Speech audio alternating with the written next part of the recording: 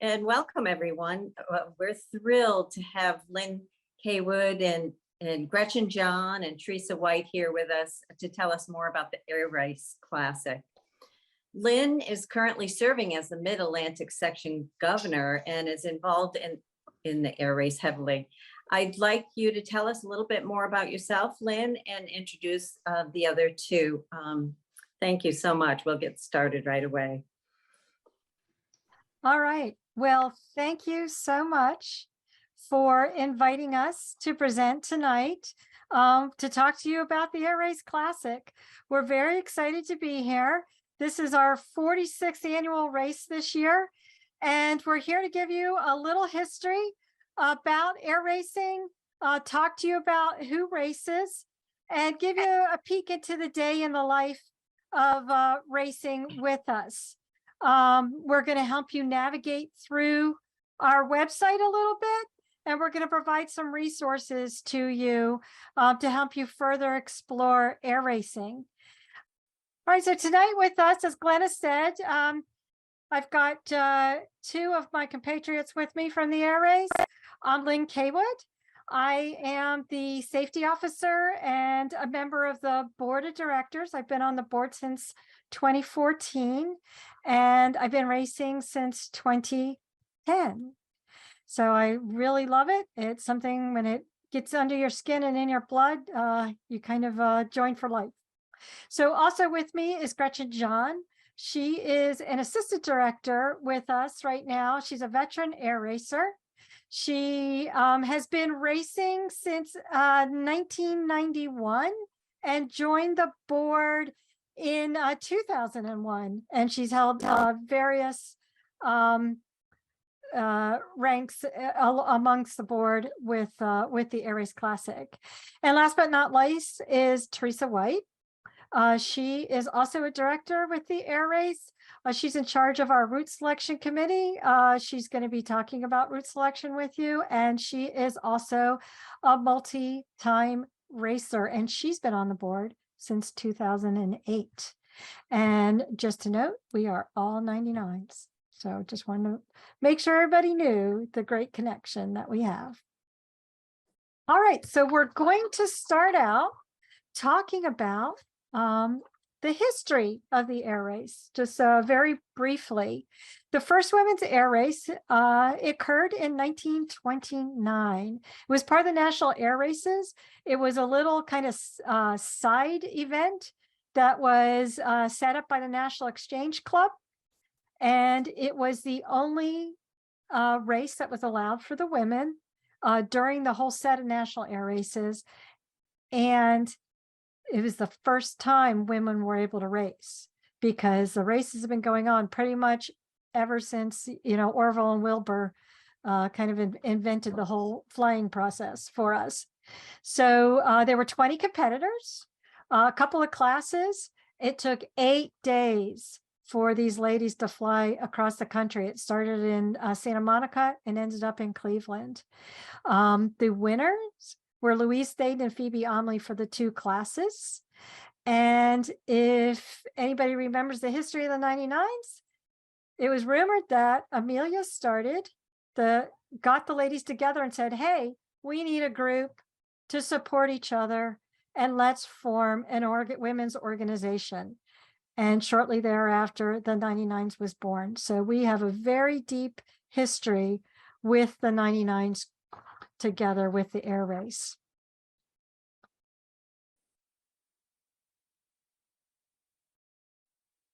We call it the Powder Puff Derby. It was kind of Will Rogers who was there at the first race commentary, given some commentary. He dubbed it the Powder Puff Derby. So it was kind of called that for many, many years, even when it was the all-women's Transcontinental Air Race. The first few years of the race, the 99s actually owned and operated it. So again, deep ties with the 99s. This current board and organization, not the current board, the current organization was incorporated in 1977 as the Air Race Classic from the AWTAR. And we continue our tradition of women's air racing today. And this is our 46th year running the race as the Air Race Classic. So we're very excited about that. You can see the top right picture is our current board that was taken during the race terminus last year.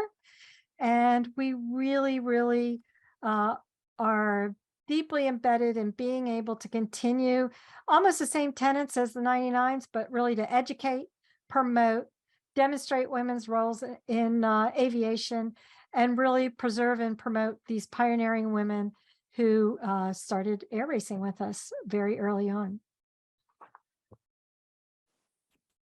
So some people ask about, well, what kind of air racing is it? And, what kind of race is the Air Race Classic? So we've broken it down into 3 basic types of air racing. I'm sure there's more, but for tonight, for simplicity, we're going to say there's 3. The first one, a lot of people are familiar with. It's the pylon or closed course, kind of like Reno or Red Bull when Red Bull was around. It's that fly fast, turn left, kind of closed prescribed course, and it's flat out speed, highly modified airplanes flying these courses. The next type of racing is rally races or derbies. They focus on your flying skills, and maybe you're solving puzzles or answering trivia questions or finding obstacles on the ground or landmarks on the ground. And it's really kind of adventure racing. And usually any type of aircraft can race in that or fly in that. So just a quick point, and we could talk about it at the end, but we're focusing on the Air Race Classic. But the ARC Air Derby started 2 years ago, and it is a rally derby type of race. It's a one day. All right, so we're now to the third type of air racing, and that is the handicap race. And it uses specific aircraft types. For our air race, it's stock or modified stock. And it's very specific, that's approved through the rules as to who can participate. And the racers use strategy to beat their assigned handicap. And we'll talk about handicapping a little bit later in the presentation too. So they get an assigned speed, and then they have to fly a posted race course. And we'll Teresa's going to talk about the course and how we select our routes and things like that later. So again, it's a strategy to beat a handicap that's assigned to you is what the whole Air Race Classic is all about.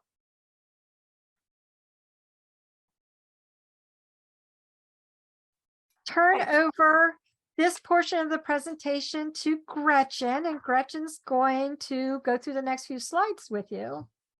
Sure. Thank you, Lynn. So, folks want to know who races in the Air Race Classic. Well, it's women pilots, all ages, all walks of life.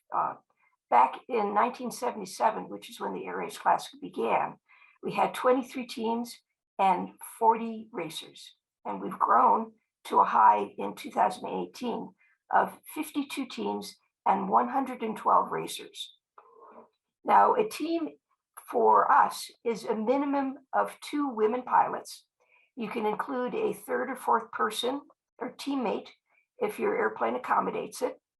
Top finishers range from brand new pilots with 100 hours PIC to grizzled veteran ATPs.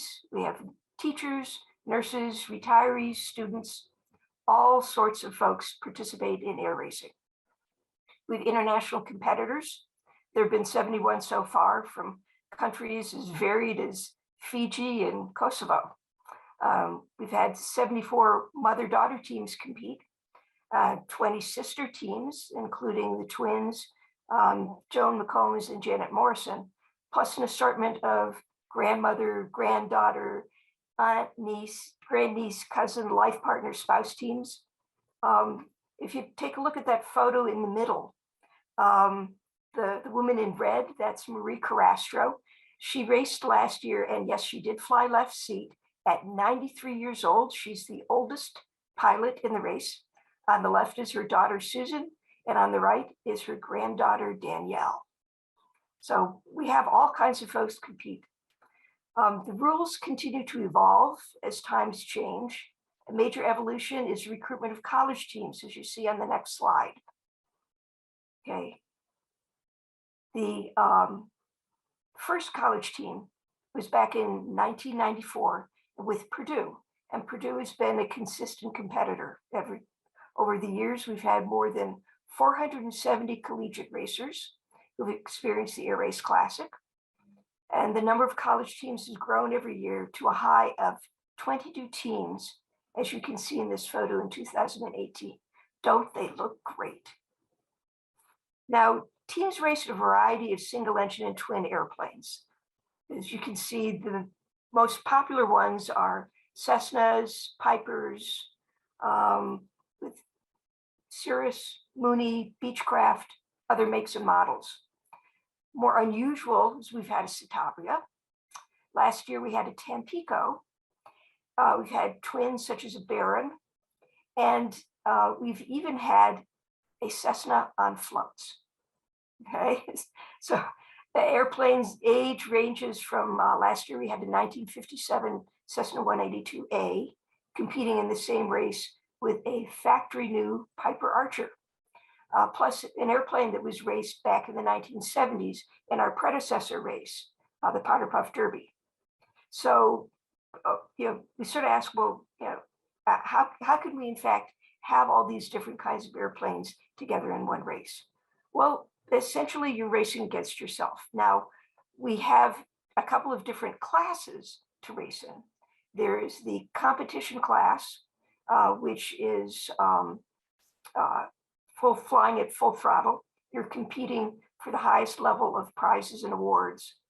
Non-competition is for those who want to fly the race course, get the experience, have fun, or they're flying an airplane that's turbocharged or experimental.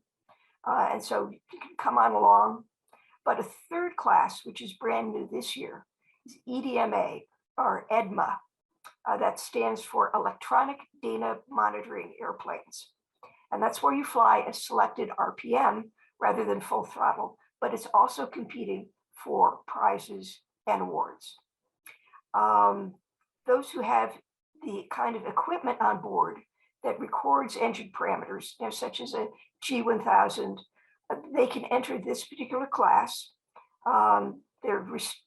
It permits folks who have airplanes with restrictions on full throttle operations to compete against each other.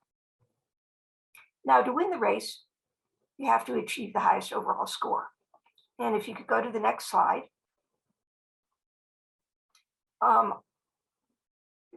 Lynn talked about the fact that each airplane has a handicap.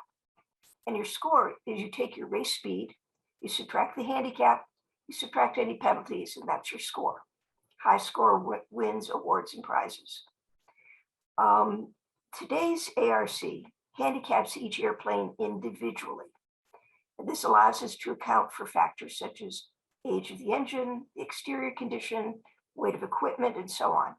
And what you see here is a partial list of the results from last year. You see in first place, there's a 172, and its handicap was in the 140s. And in fourth place, also a 172, a much older 172, with a much lower handicap of 135 and some.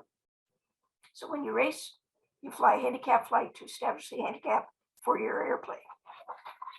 I'm Teresa, and I'm going to talk a little bit about the routes that we choose. So every year the route is different. This gives racers the opportunity to visit parts of the country that maybe they might not normally go to, and also it gives them experience flying in different types of terrain and airspace, which is actually part of the educational piece of the race. This slide shows just a few examples of some recent routes. You might notice that in 2019, the terminus was in Ontario, Canada, which added another learning opportunity, and that was crossing an international border and learning some of Canada's aviation regulations. And another plus was that it was near Niagara Falls. We do try to go to interesting and historic places like this. The race actually has gone into Canada a couple of other times too, but normally it's all in the United States. The total distance is usually around 23 to 2,400 nautical miles and includes 8 or 9 stops between the start and the terminus. The legs are not over 300 to 310 nautical miles. Race planes, even though they're burning more fuel because they're running at full throttle and they may have a headwind, they still can carry enough fuel to make that distance. But this is one of the considerations that you'll want to think about when you're choosing the airplane to fly. Some of the airports along the route have requested to be a stop, and others are chosen partly because their location just works well with the route design. We try to go to airports that we haven't been to before. There are some repeats though. And of course, they do have to meet certain criteria, like they have to have a good runway with a parallel taxiway, sufficient fuel and ramp space to park 50 to 60 airplanes, hotels nearby, things like that. We do avoid towered airports for our en route stops because that kind of messes with the timing. And we look for an airport that has a supportive aviation community because everyone that works at a stop is a volunteer. So the way this works is teams take off one after another at the start airport. And then after that, they have 4 days to complete the route, flying in day VFR conditions. And after the start, each team is on their own to decide when they want to fly and where they want to remain overnight. But it does have to be at one of the official ARC stops. And the teams use their own strategy to determine when to fly, and that's mostly based on weather, a lot of other things too, but mostly weather, like maybe should they wait at a stop, wait for a front to pass, or shall they try to get ahead of a front, or what altitude has the best winds for that day, the time of day to fly, and also they'll consider their own comfort zone and a lot of other things too. So when racers arrive at a stop, they do a high-speed, low approach known as a flyby, and that stops their time from that previous leg. And then after the flyby, they'll just enter the pattern and land normally, get fuel, take a break, maybe spend the night, and then they'll take off and do another flyby to restart their time before they continue on to the next stop. Each team carries a data logger that tracks their times, and then we also have timers on the ground who do backup timing. And they listen for radio calls and observe the flyby in general, for safety and things like that. Okay, what you're looking at now is this year's route, and it starts in Grand Forks, North Dakota, ends in Homestead, Florida, near Miami, and there's several interesting stops in between. You can learn a little more about the start and the terminus and the en route stops on the homepage of our website. There's a little blurb about each one next to the route map. And by the way, the route is subject to change. And in fact, we are working on one change right now for this year's route. So stay tuned and check the website often for updates. Okay, so we're going to move on to the fun stuff of racing. So we'd like to we always call ourselves that we're at fly camp during the summer. We race during the 3rd week of June every year. It's the longest days of the year during the summer solstice. It's a day VFR race. And for a week and a half, 2 weeks, it's a lot of times returning ladies. About half the field is first timers. But a lot of us come back every year to fly camp to see our best friends. And again, a lot of us are 99s. I failed to mention that our entire board is all 99s. I double checked. We're all members. So we love to get together. We love to race each summer. And I'm going to walk you through kind of that experience of being a part of the Air Race Classic. So we all arrive around, a couple days before the race actually officially starts. We get there. A lot of us get there on a Friday. The deadline is to get there usually on Saturday afternoon. We park our planes in race order. It gets real exciting then. We clean up our plane, do last minute spit and polish on it, put our race numbers on sometimes at the last minute. We have safety checks that we go through, and you can see down in the bottom right-hand corner, that's the airplane safety check, where when you do that, then you turn in your keys and the airplane's impounded for the rest of the weekend until the race starts. The board on the left, in the picture on the bottom left, is our infamous tote board that we use to track all the teams as they go through the whole credentials process. You sign in, get in order to go see some other race directors in that middle picture on the bottom to show them your pilot credentials, your IDs, your logbooks. Do you qualify based on the times that we need you to have in order to qualify as the pilot of or just the teammate of the team?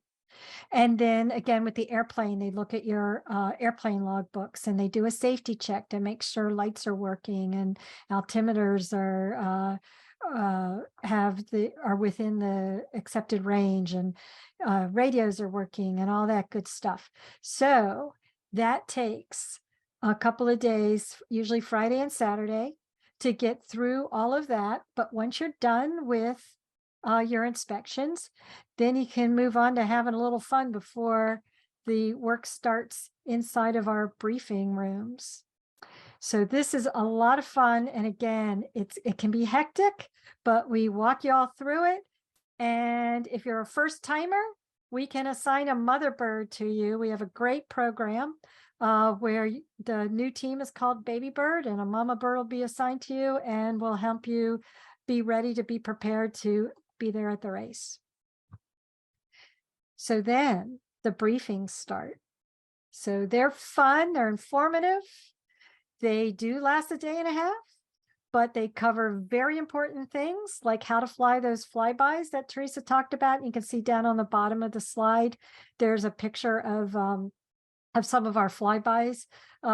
You mark them all up and, make your decisions how you're going to approach it and come in. And it tells you whether, the briefings tell you whether you're going to fly down the runway, to the right of the runway, to the left of the runway, the radio calls you're going to make, when you're going to make your radio calls, all that fun stuff.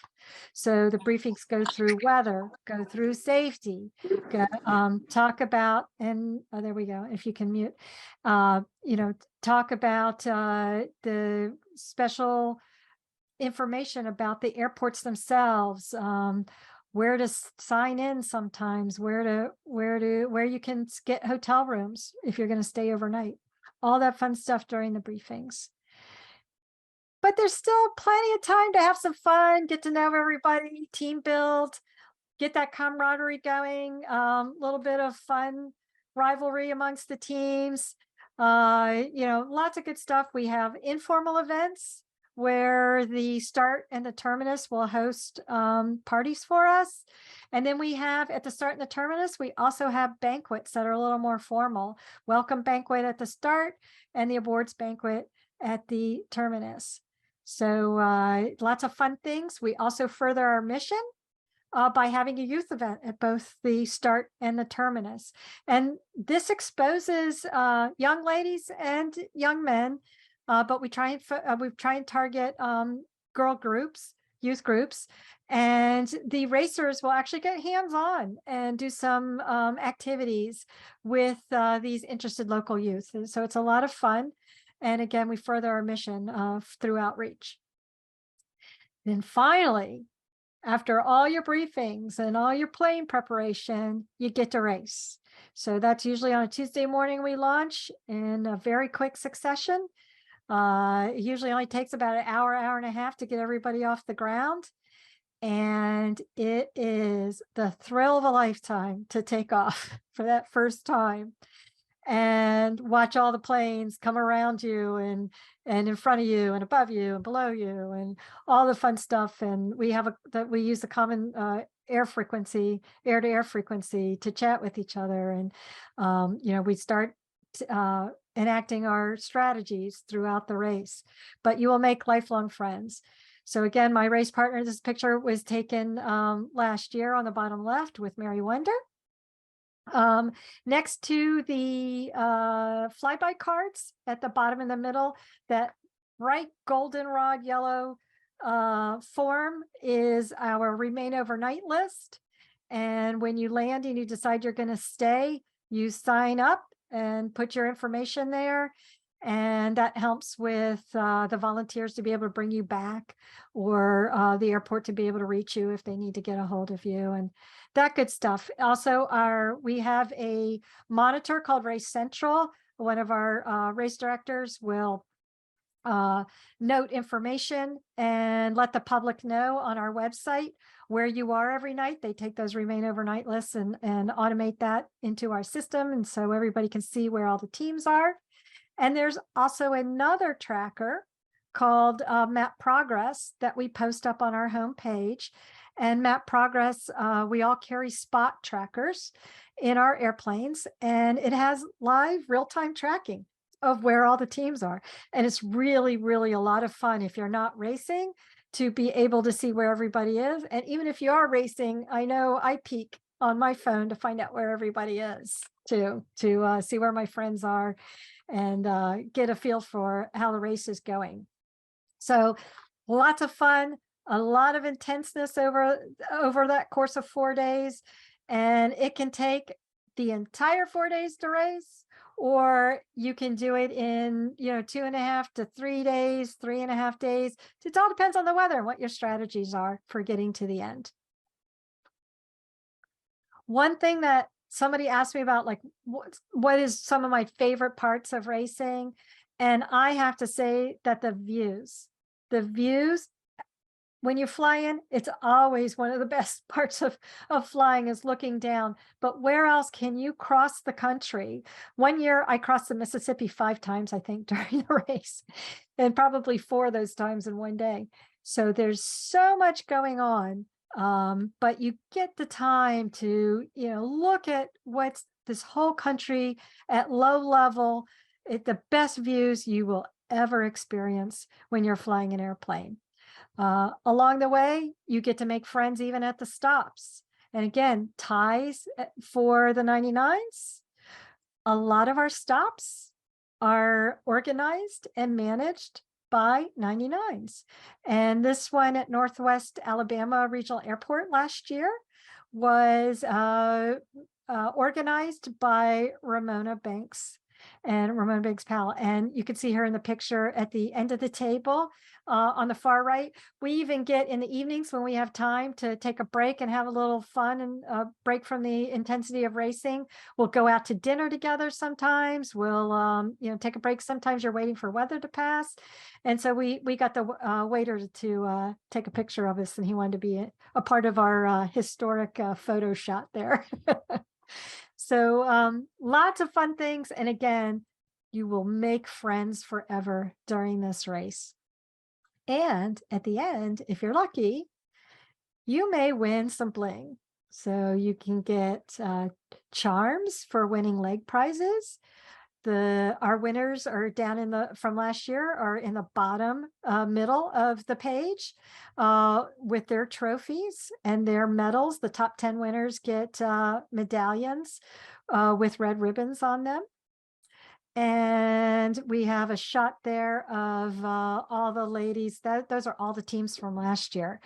So we just, again, the bonding that happens is just so overwhelming. It is so much fun. So we get a lot of questions around, well, I want to race, but it's just me and I need a teammate. I want to race. I have a plane. I want to race. I don't have a plane. But again, I need to find a co-pilot, or I need to find a pilot, or I need to find a teammate. So based on your skill set, do you have enough hours to be the pilot in command, or do you need to be just a teammate? Because we even allow student pilots to be in the race if you follow look at our rules. But there's a couple ways you can get involved to start looking for a teammate. Number one, you can enter and create your racer profile, and that part is free. If you go to airraceclassic.org, I'll show you on the next slide how you can enter yourself as a racer and be in the group of the pool of racers that people can pick from to create a team. We also have a Facebook page. We have a Facebook page, but we have a Facebook group.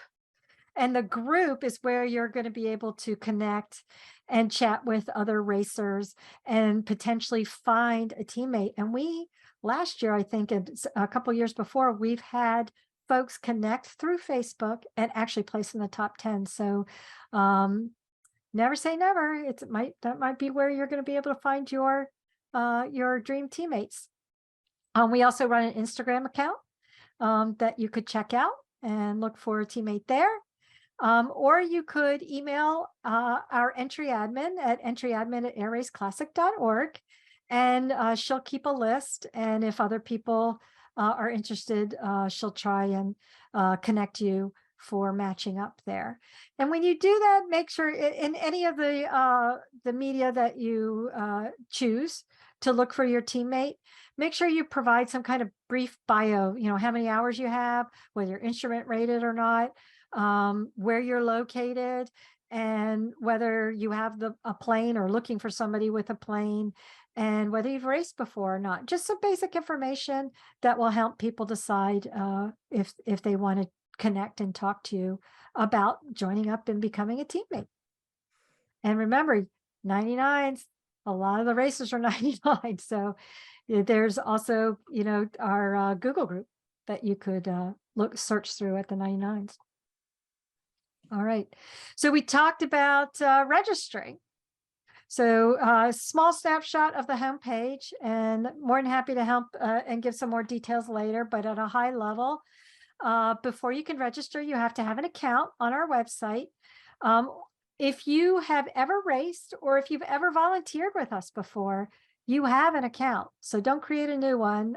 There's a little link that you can connect to our admin group, and we will reset your password if you can't remember how to get into your account. But if you haven't been a part of the air race before, make sure you create that account and log in. And then from your account dashboard, you can click on the 2023 race registration. And then there's a blue register button. And you can see that on the bottom left-hand side of the page. I've kind of blown that up for you. And you can put all your information in about you as a racer and click submit. We will accept your registration. And again, that part's free. You don't have to pay for anything until you find your teammates and you decide to create a team. But just make sure that you don't start a team when where it says register under the team once you are accepted until you know who your team's going to be. Because if they started a team themselves, you need to join theirs.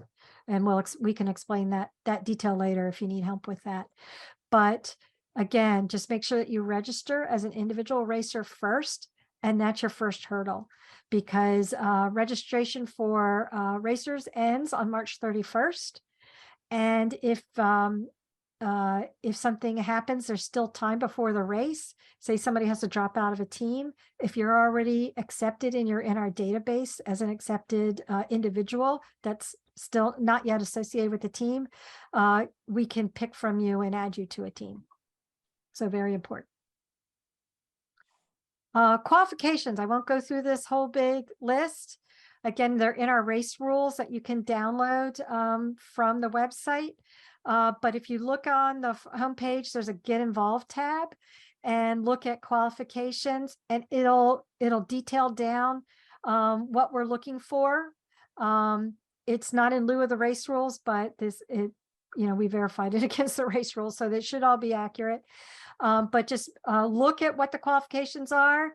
Look at how to register. The How to Register tab will take you down through detail again as to what to fill out and how to answer certain questions. So lots of information there. And you also notice on that right-hand side under Get Involved, there's that How to Volunteer. So if you can't race this year, and you're close to one of our race stops, think about volunteering. We'd love to have you. This race is run by all volunteers. We don't have any paid personnel, so we'd love to have you help us out. Okay, so resources. If what we've said is intriguing and you want to learn more, we have even more information. So there's lots on our website, but if you, these are our top kind of picks for learning more about the Air Race Classic and the history of the Air Race Classic. So I'll start with kind of the bottom and work my way up. Sky Girls, the true story of the 1929 race. That the author is Janora Jessen. A lot of us know her. She's a very dear 99 to us all. She's a veteran racer. She wrote this book about the 1929 air race. So Janora writes a beautiful book, and I really encourage you to look for that. It's available on Amazon. Also is a documentary that came out in 2010 by Heather Taylor. And she wrote this and produced this documentary called Breaking Through the Clouds. And it's a fantastic, again, historic review of that first air race and the ladies who flew it. Wonderful, wonderful, detailed analysis of those first racers.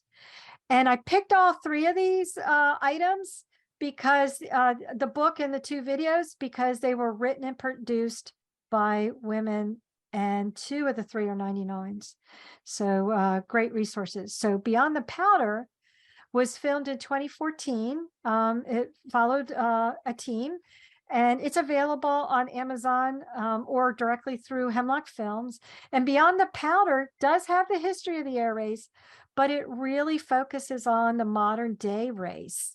So it talks about the legacy of that first women's cross country race. And if you're interested in that whole day in the life, it's a documentary of the race. So it's kind of your primer for how to race. It's great. Doesn't give away any strategy, but it's got a lot of fun detail in it. And again, also at the bottom, www.airraceclassic.org. Make sure that you check us out. We have some historic articles.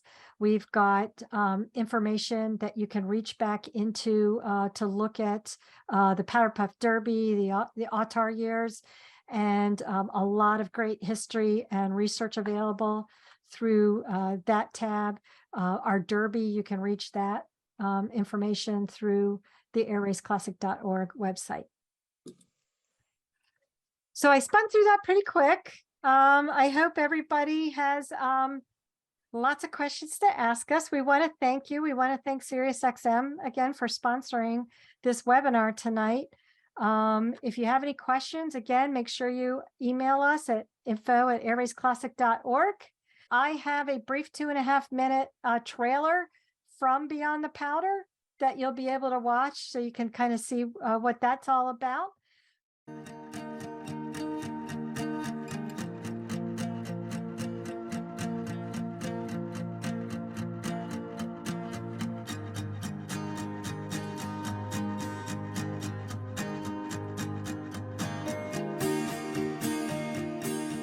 Our mission is to uphold the legacy of air racing, all women's air racing, back from the Powder Puff in 1929 right up through now.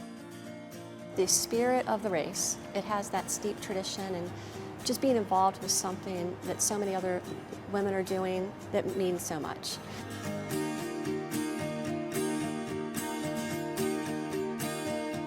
There are a lot of leaders, not too many followers. They're adventuresome. A lot of these racers are not professional pilots. They fly for fun.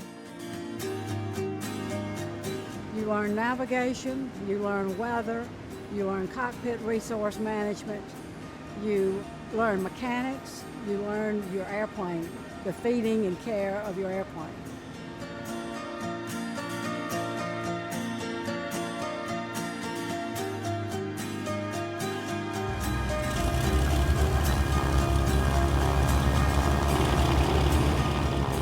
People do it for the fun because they want to do it because they've always wanted to do it.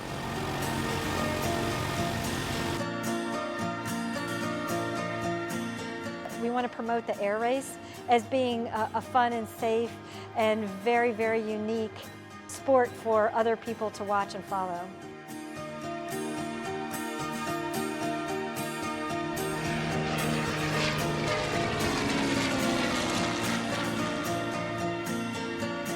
To meet all of the other women pilots that really have the same sense of adventure that I do, and some of the same competitive spirit as well. The history, the adventure, the camaraderie that you build throughout this race, and then also to help inspire newer generations to come that aviation is still, making history. We want to encourage that to general aviation so it can stay alive and keep the spark.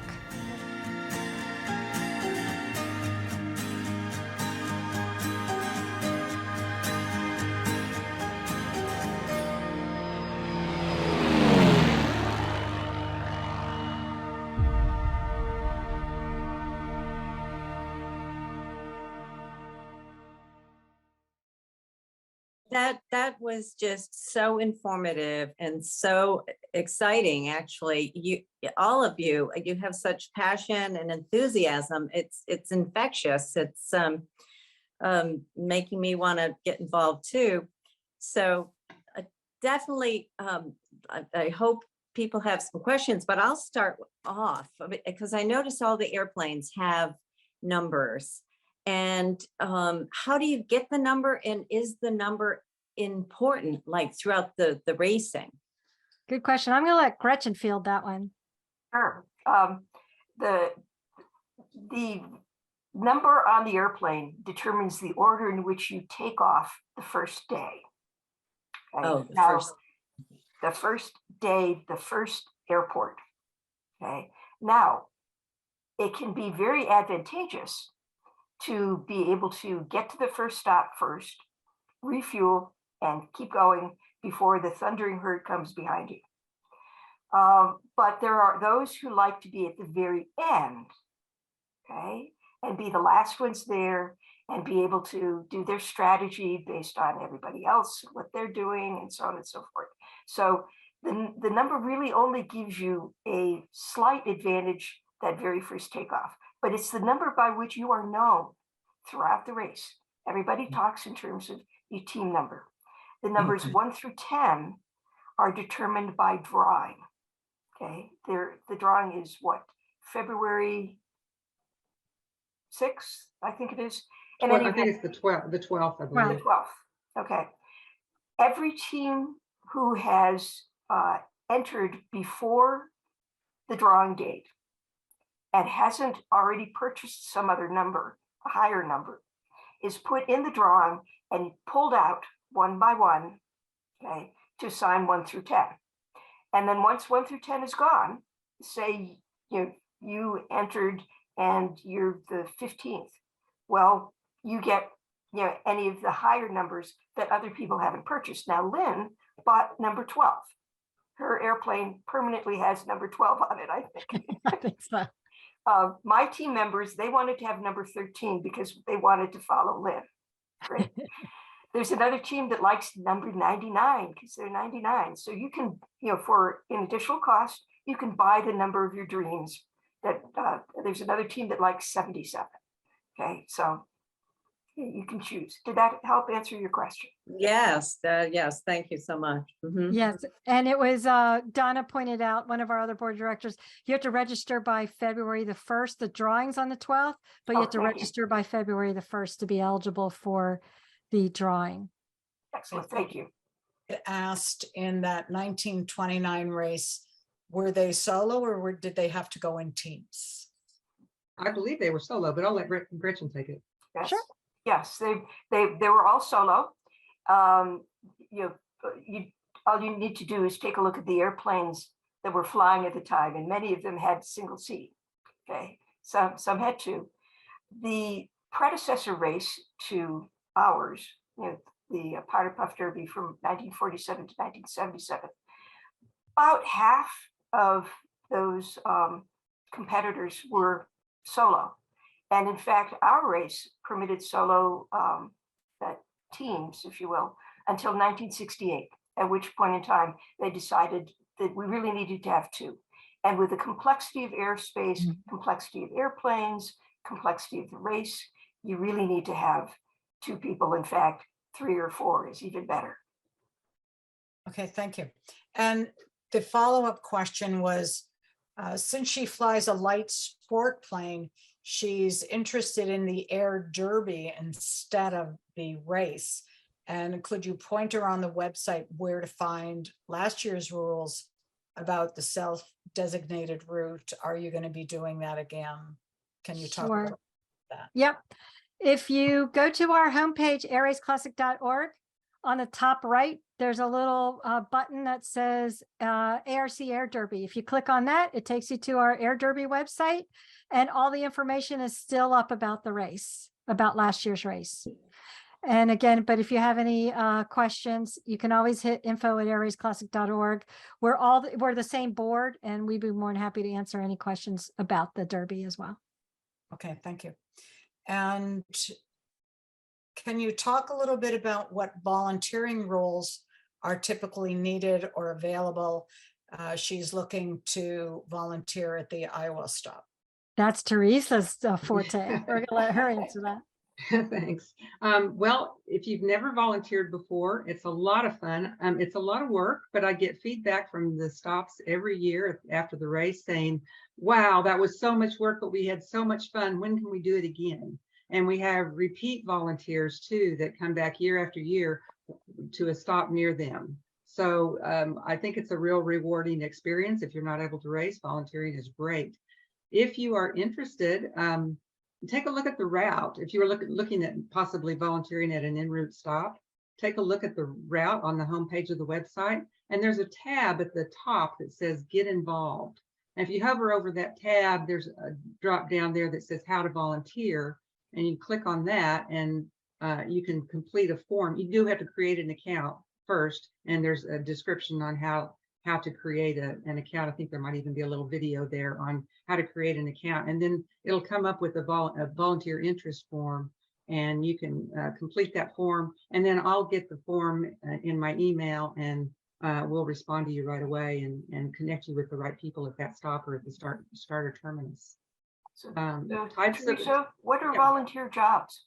Yeah, I was going to just say the types of things that people do at the stops, and the start and terminus, maybe Lynn can speak to that, but for the en route stops, we have timers. They sit at a table with their little stopwatches and their binoculars, and they watch the planes go and listen to the radio, and they watch the planes go by and mark their times as they go by. Then we have people who help with hospitality, maybe help with food or transportation or anything that the racers need while they're there at their stop. We have a lot of the FBOs handle the fueling, but sometimes they need additional volunteers as well, especially with managing the fuel slips that the racers turn in and things like that. Lynn, you want to talk about start and terminus volunteers? Similar Yes, stuff. start in the terminus, we and even at the stops, transportation is always a need. So we love to have volunteers to help drive the racers back and forth to hotels, to the briefings, to the events. That's always a great need. Staffing the events, helping out with stuffing goodie bags and finding sponsors and all the fun stuff of hosting multiple little events inside one big event. Helping us with the youth event is always fun. So we've got a role for a volunteer. In fact, the Air Race board loves to have volunteers as well. So we're always looking for folks to help us, especially with media and helping us keep our website up to date, doing research, anything from a support standpoint, working on finding our routes, Right. working on finding our start and our terminus. There's just about every type of volunteer opportunity out there. If you've got any skill set, photography, we love to have photographers help us out at the stops too. So if you've got something to help us, handicap pilots for sure. That's a great opportunity that if you have an interest in helping us with handicapping our race teams, we would love to have you join us doing that. We look for past racers primarily, but CFIs that have experience with various makes and models of airplanes. We'd love to talk to you about that as well. Thanks, Lynn. So how long is each leg? Usually around 300 nautical miles, sometimes 250 to 300. Occasionally we'll go over. 300 by a small amount, but we try not to go too much over that because, like I said, when you're flying full throttle and potentially against a headwind, you're going to burn a whole lot more fuel than you would on a standard cross-country flight. So we try to keep the legs short enough. And then also, just to kind of help out the few airplanes that, well, not just to help them out, but just to help the race flow, we try to make the first two legs a little bit shorter. So there are a few planes that can carry enough fuel to just do a flyby at the first stop and continue on to the next stop without landing. That kind of helps with the congestion on the ground for all those others who do need to land. So those first two legs are typically shorter, but all the rest of them are 250 to 300 nautical miles. Thank you. And I guess somebody was looking at the picture because we have a question of, do the team members need to dress alike? And then what is the cost to enter and fly the race? So the dressing alike is kind of, we're teams, we're sports teams. So we like to, it's a tradition. And so we like to get into the spirit of having that team. And so a lot of the collegiate teams will wear their college uniforms that are provided to them, but the Air Race Classic has lots of stuff on their Air Race store that you can get, but some people make their uniforms. Gretchen's wearing an Air Race shirt. We're all wearing it. I'm wearing my Air Race jacket. So it's not required, but it's fun. And in fact, at the banquets, we will even dress up in, if not the exact same outfits, maybe matching colors. In fact, I raced with Robin one year, and I think we wore green at the banquets. We did, and every day you'd wake up and go, we're going to wear our what's the uniform of the day? Today we're going to wear our blue or our pink, or yeah. So you were coordinated every day, and it's a lot of fun. What's the uniform of the day? So I can answer the costs, or Gretchen, did you want to field that one? Or the cost varies based on the airplane that you're flying and the amount of gas that you'll use. But considering the fact that you've got hotels for a number of days and meals and the entry fees and so on, most teams budget for somewhere $3,000 to $4,000 per person in the cockpit. That's generally it. I do know that there have been particularly collegiate teams that have put together budgets. I don't recall if we have actually posted it on our website, but we do have that kind of information that we can share, that where it broke down how much they spent for hotels, for meals, for fuel, for airplane rental, for the registration fees and so on and so forth. Thank you, Gretchen. Mm-hmm. And somebody had asked, is the entire flight at full throttle? yes, it is. It is. You need to be able to race full continuous speed, full throttle for the entire race and for our handicap process. But we also have, if your plane's not capable of doing that, but you still want to participate, we have a non-competition class that you could enter and fly for fun with us. You still have to follow all the same rules except for racing at full throttle. And as Gretchen mentioned, we do have a new competition class this year that has separate prizes for our EDMA capable airplanes, electronic data monitoring. But right now we're limiting it to G1000 172s and possibly Archers, Piper Archers. But we need you to reach out to airplane@airraceclassic.org if you have more questions about if your airplane you think will qualify, or if if you can race in our competition class. But you do have to be able to handicap at full throttle. The follow-up on that for the engine was, can the data you need be provided by an engine monitor? Yes, that's why it's EDMA. So planes like G1000s that have an SD card slot where you can record data, and that's why we're looking at those 172s with the G1000 slot. So yes, if your plane has some type of electronic data monitoring where you can provide that data card to us at the end of the race, we can talk to you about that. And that keeps them in the full competition class. It's a separate competition class. It's a whole new competition class. So we have prizes for the kind of unrestricted, and then we have the EDMA competition class that has its own prizes, and then non-competition is you're there for the fun. You aren't eligible for prizes at the end, but you're in with running with the big dogs. So with the EDMA, are you looking for RPM, CHT, EGT? What is it that it's looking for? It's primarily RPM, but I really strongly suggest that you contact Airplane at airraceclassic.org, and she can go into all the technical details with you. Yep. Right. And I do believe we're limiting the number that we're accepting this year. This is our first year for this, and we're still collecting data and learning how to accommodate these planes, because more and more the newer airplanes are like this, and we want the race to be able to continue. So we're trying to figure out a way to, accommodate airplanes like that. So get your entry in early. Yep. Right. And we did run a test EDMA class last year. And so we're ready to roll with competition this year for the EDMA planes. What are the prizes?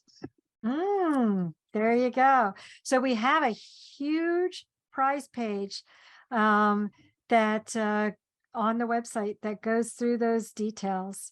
So top prize is, help me out, $1,000. $6,000, and it works its way down incrementally.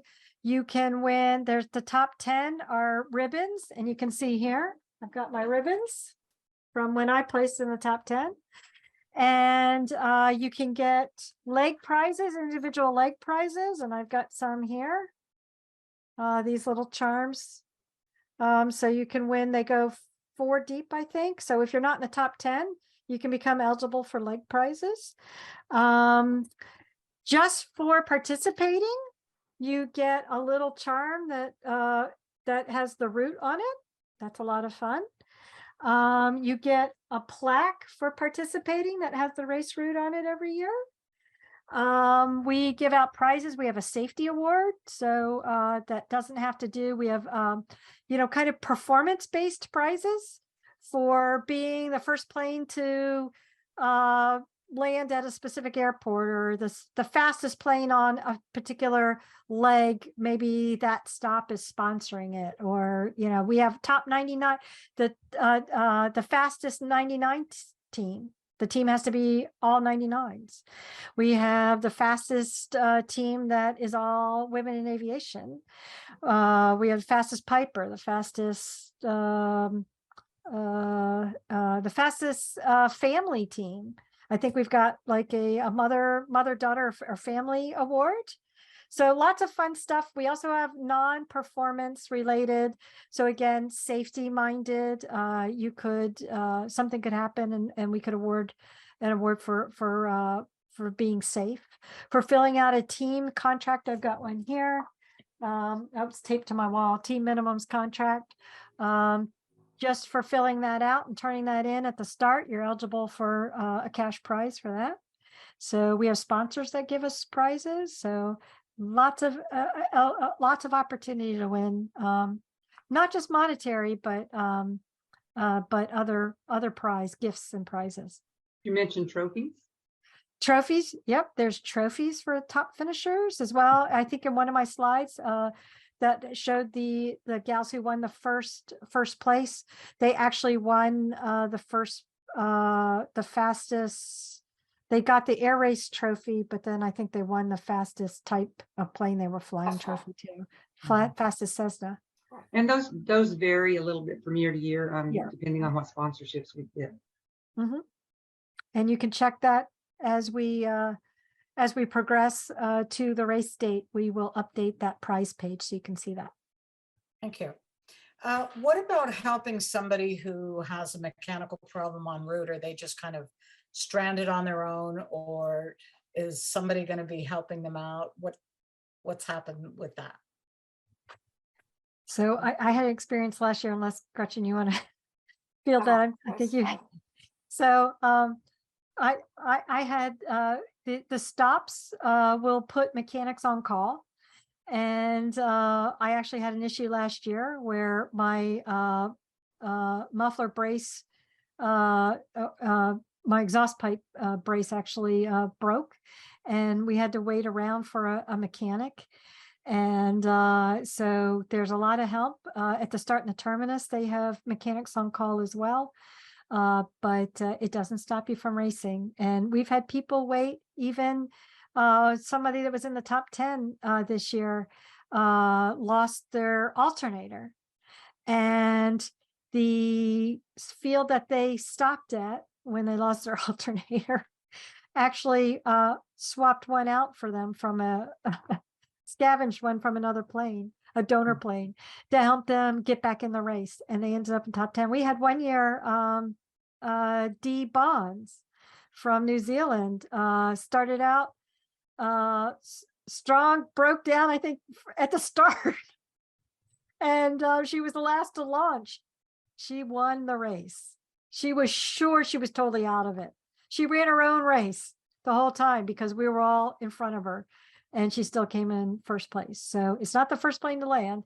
And again, mechanicals can be tough, but you will get back in the game. What help is available for first-time racers? Can you talk maybe about your mama bird?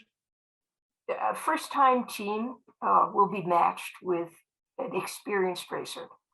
That individual is there to answer your questions, to help you navigate things, help you understand what the rules are really trying to tell you to do. And it's up to the first-time team to build that relationship with the mama bird, and the mama bird to build the relationship with that team.